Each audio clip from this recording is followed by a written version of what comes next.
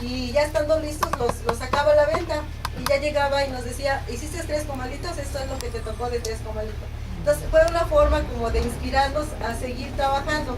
Después ya no quería yo hacer 3, ya quería yo hacer 5, ya quería yo hacer 6 y nos inspiró poco a poco a aprender el oficio y ya después teníamos todo aprendido y ya es como seguimos trabajando el oficio de los comales de barro.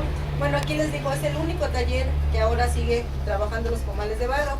Anteriormente eran 6 o 7 talleres que trabajábamos el comal, pero lo que vino bueno, así que a perjudicarnos fueron las tortillerías. Al empezar las tortillerías, ya las señoras ya no compraban tanto los comales porque se les hacía más fácil ir a comprar sus tortillas ya hechas. Entonces ahí fue donde nos dio un baje muy fuerte nosotros como alfareros. Entonces los demás compañeros siguieron trabajando, pero pensando en otras alternativas. Empezaron a trabajar figuras decorativas, las cazuelas, las ollas, y los comales nos fueron dejando. Pero mi mamá, ella decía, no, yo lo que sé hacer bien son los comales, porque aquí sabemos hacer de todo, desde un jarrito hasta un caso. Pero ella, como mujer, se le hacía más fácil trabajar un comal, porque no es de tanta fuerza. Al contrario de hacer un comal de 4 orejas, que es una cazuela de 4 orejas, se necesita mucha fuerza.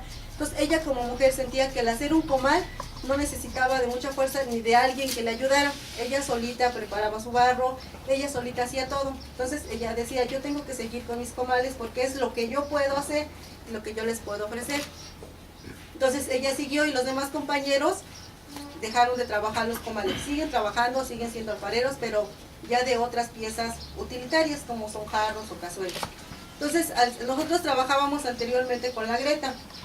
La greta tiene mucho plomo, nosotros siempre lo supimos, pero era con lo que nosotros contábamos y con lo que nosotros podíamos trabajar. Después mi papá fue invitado del sector salud a entrar a un taller o a un curso de esmalte libre de plomo.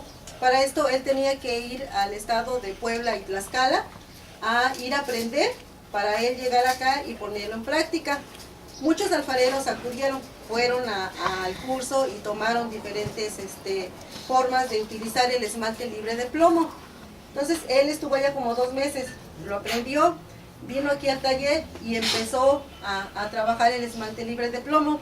Al principio le dio mucho trabajo porque eran hornadas, ese es un horno de caben 60 comales.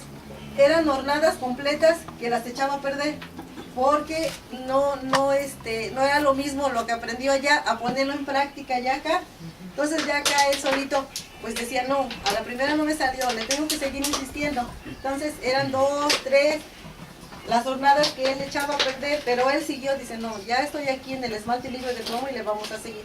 Entonces él siguió insistiendo hasta que le encontró, él decía, parece que el chiste del esmalte, y ahora ya tenemos 8 años trabajando el esmalte libre de plomo. Para eso tuvimos que, para que nuestro producto, digamos que ese esmalte libre de plomo, tuvimos que pasar también por muchos procesos para que el sector salud nos diera un sello, que nuestros comales están sellados, barro aprobado. Tuvimos que pasar muchas pruebas, vinieron a hacer pruebas al horno, pruebas a nosotros, al piso, todo, para que nosotros tuviéramos derecho a tener ese sello que dice barro aprobado. Entonces, nosotros somos un taller, ahora sí que hemos luchado y hemos seguido manteniendo nuestro oficio, pero aparte de eso mejorándolo en esa cuestión de que ahora ya no es greta. Ahora nuestro producto lo ofrecemos con esmalte libre de plomo, que es seguro, pueden utilizarlo y no hay ningún problema, no tiene 0 plomo. Tenemos un kit de prueba por si alguien quiere llevar un comal y dice, ¿cómo puedo comprobar que este es un comal libre de plomo? Entonces tenemos un kit donde ahí le hacemos la prueba y el cliente se va ahora sí satisfecho, sabiendo que se llevan un comal libre de plomo. Bueno, eso es lo que hemos hecho como taller. Bueno, eso es lo que hemos trabajado y hemos aprendido de generación en generación.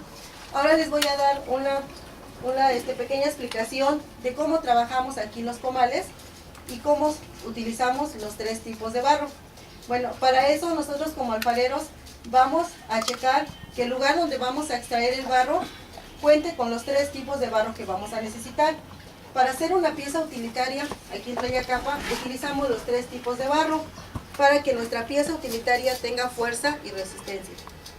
Al contrario de las piezas que traen de otro lado, que es de Tlaxcala, de Puebla, trabajan más con el arcilla, que no es un tipo de barro, pero es más débil, es más delgado. Entonces ellos trabajan casi con el arcilla. Entonces al comparar el barro de Tlaxcala o de Puebla, al comparar el barro de Tlayacapan es muy fuerte, muy resistente, macizo. Entonces esa es la gran diferencia de una pieza de Tlaxcala, de Puebla, a una pieza de Tlayacapan, que el barro es más fuerte. Solamente aquí en Tlayacapan se encuentran esos tres tipos de barro que nosotros utilizamos. Bueno, como nosotros como alfareros vamos a checar que el barro esté en los tres tipos de barro y que el barro esté en buen estado para poderlo trabajar. Ya que checamos que el barro está en buen estado, lo traemos al taller, lo traemos así, en terrones.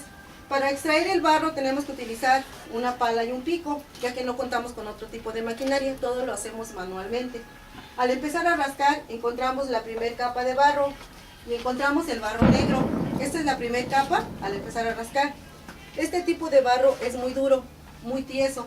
La capa es aproximadamente de 30 centímetros.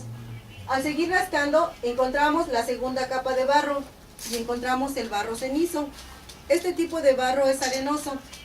Solo no nos serviría porque nuestra pieza se rompería fácilmente. La capa es aproximadamente de 30 centímetros. Al seguir rascando encontramos la tercera capa de barro y encontramos el barro amarillo. Este tipo de barro es muy poroso. Solo no nos serviría porque nuestra pieza se desmoronaría fácilmente. La capa es aproximadamente de medio metro. Dependiendo de donde estemos extrayendo el barro, van variando las medidas de la capa. Entonces, al empezar a rascar, se van viendo los colores y la textura del barro. Ya que lo tenemos rascado, lo empezamos a mezclar. Empezamos a mezclar el barro negro con el barro cenizo con el barro negro, y es así como le hacemos la mezcla a la hora de rascar el barro. Ya que lo tenemos rascado y mezclado, lo traemos al taller y llega así, llega en terrones.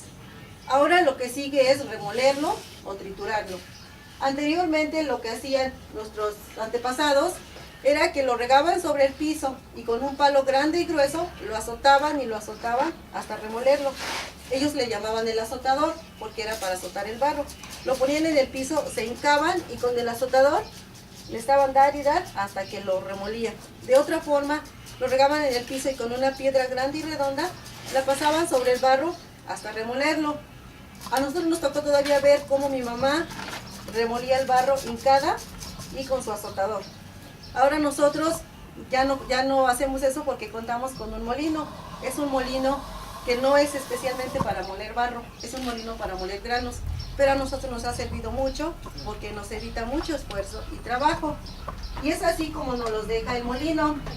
Aquí ya lo tenemos remolido y ya lo tenemos mezclado los tres tipos de barro. Ya que lo tenemos remolido, ahora sigue la preparación.